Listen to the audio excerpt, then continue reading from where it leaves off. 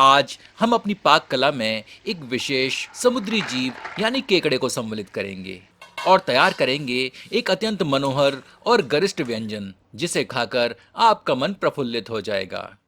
दोस्तों, sea food की बात हो और उसमें केकड़ा यानी क्रैब का नाम ना आए तो ऐसा हो ही नहीं सकता। लेकिन अक्सर लोग इसे बनाने के झंझट से डरते हैं। तो आज मैं आपके लिए लेकर आया हूँ एकदम देसी स्टाइल क्रैब करी की रेसिपी। इसमें हम इस्तेमाल करेंगे वो खास मसाले जो इसे बनाएंगे सुपर स्पाइसी, जूसी और बेहद खुशबूदार। तो चलिए बिना किसी देर के शुरू करते हैं ये चटपटी रेसिपी। और हाँ मित्रों, इस चैनल को सब्सक्राइब करना ना भूलें और घंटी के चिन्ह को स्पर्श करें ताकि नए प्रस्तुतियों के प्रसारण की जानकारी आप तक अविलंब पहुंचती रहे। दक्षिणी दिल्ली के आईएनए मार्केट से हमने ये दो केकड़े खरीदे हैं। ये समुद्री केकड़े यानी कि सी क्रैब्स हैं। विक्रेता से साफ करवा कर हमने प्रत्येक केकड़े को दो भागों में विभाजित करवा लिया था। तत्पश्चात इनको अच्छी तरह पानी में धो लिया है। यह ऊपरी आवरण खाने में प्रयोग नहीं होता, पर हम इसे साथ में पकाएंगे ताकि तैयार व्यंजन की सजावट में इसका प्रयोग कर सकें। कोस्टल स्टाइल की क्रैब करी हम पहले ही इस चैनल पर प्रसारित कर चुके हैं। उस रेसिपी का लिंक आपको डिस्क्रिप्शन बॉक्स में मिल जाएगा। उस रेसिपी में हमने मड क्रैब प्रयोग किए थे। एक कटोरी में 4 से 5 साबुत लाल मिर्चों को टुकड़ों में तोड़कर डाल देते हैं। इसमें 1 टेबलस्पून काली सरसों सम्मिलित करते हैं। यदि आपके पास समय हो तो आप इसे थोड़े से पानी में रात भर के लिए भिगोकर रख सकते हैं, पर यदि तुरंत बनाना चाहें तो आधे घंटे के लिए खौलते हुए गर्म पानी में भिगोकर रख दें, जैसे कि मैं कर रहा हूँ। तदुपरांत इसे एक ब्लेंडर में स्थानांतरित कर एकदम महीन पीस लेते हैं। यह रहा हमारा सीक्रेट इंग्रेडिएंट जो क्रैब करी को और भी स्वादिष्ट बनाएगा। एक बड़े आकार की प्याज को दरदरा पीस लेते हैं। अब एक कढ़ाई में 1 करछी सरसों का तेल धुआं उठने तक गर्म करते हैं। गर्म तेल में 1 तेजपत्ता, 1 टुकड़ा दालचीनी और 1/4 टीस्पून मेथी दाना सम्मिलित करते हैं। इसमें 8 से 10 करी लीफ डालकर इन्हें कुछ क्षण भूनते हैं। तत्पश्चात प्याज सम्मिलित करते हैं।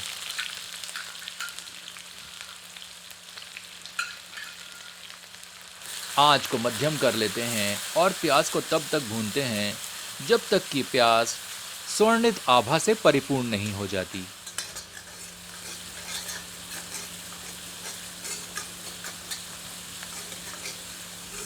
तदोपरांत इसमें 2 टेबलस्पून ताज़ा पिसा अदरक लहसुन का मिश्रण सम्मिलित करते हैं।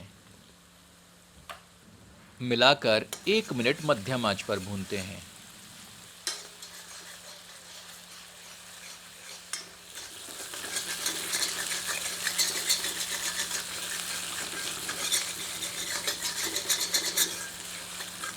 अब समय है इसमें थोड़े पिसे हुए मसाले सम्मिलित करने का। इसमें आधा टीस्पून हल्दी, 1 टेबलस्पून पिसी धनिया, आधा टेबलस्पून गरम मसाला और स्वादानुसार नमक सम्मिलित करते हैं।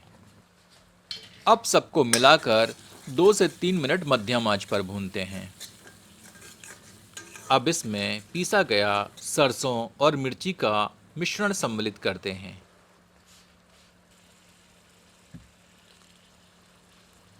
मिलाकर 3 से 4 मिनट मध्यम आंच पर भूनते हैं।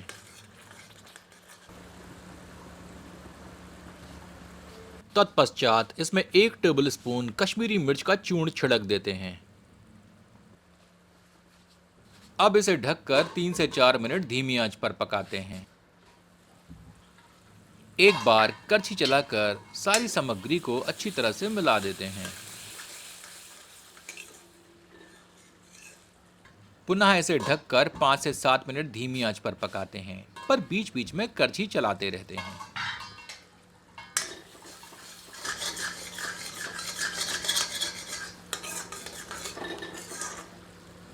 अब इसमें आधा से पौना कप पानी सम्मिलित करते हैं।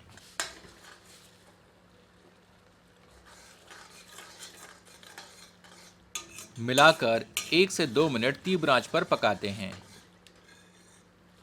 अब इसमें क्रैब यानी कि केकड़ा सम्मिलित करते हैं। एक बार करछी चलाकर सारी सामग्री को अच्छी तरह मिला देते हैं। हमने क्रैब को सिर्फ 2 भागों में विभाजित किया है, पर आप चाहें तो इसकी भुजाएं अलग करवा दें। इससे इसे भूनना आसान होगा, पर हम इसको ऐसे परोसना चाहते हैं जैसे कि रेस्तरां में परोसा जाता है, इसलिए हमने इसकी भुजाओं को संलग्न रखा है। तो यदि आप हमारा अनुसरण कर इस प्रकार पकाएं, तो करछी हल्के हाथ से चलाएं ताकि इसकी भुजाएं टूटकर अलग न हो जाएं। अब इसे ढककर 5 मिनट धीमी आंच पर पकाते हैं। तत्पश्चात इसे 2 से 3 मिनट मध्यम आंच पर भूनते हैं।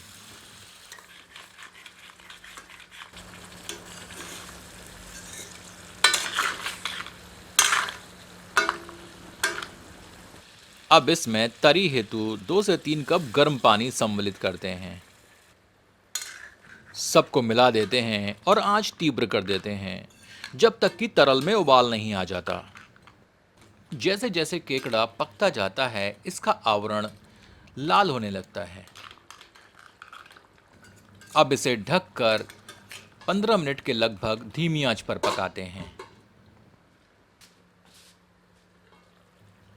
खुशबूदार रंगत से परिपूर्ण क्रैब करी पककर तैयार है। आपसे आग्रह है कि एक बार देसी स्टाइल में क्रैब करी इस विधि से बनाकर अपना अनुभव हमसे एवं इस चैनल के समस्त दर्शकों से साझा करें। चलिए इसे गर्मा गर्म परोसते हैं। इसका आनंद आप अपनी पसंद की रोटी, पराठों एवं चावलों से उठाएं। मालाबार पराठों के साथ तो यह अत्यंत स्वादिष्ट लगती है। उदर के आवरण से इसे सजा देते हैं। चलिए चावलों के साथ इसे चख कर देखते हैं।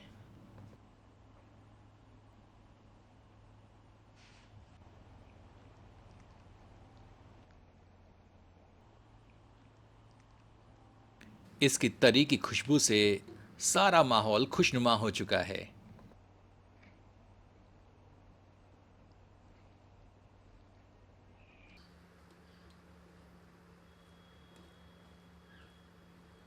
वाह, काश मैं इस चलचित्र के साथ साथ आपसे इसका स्वाद भी साझा कर पाता।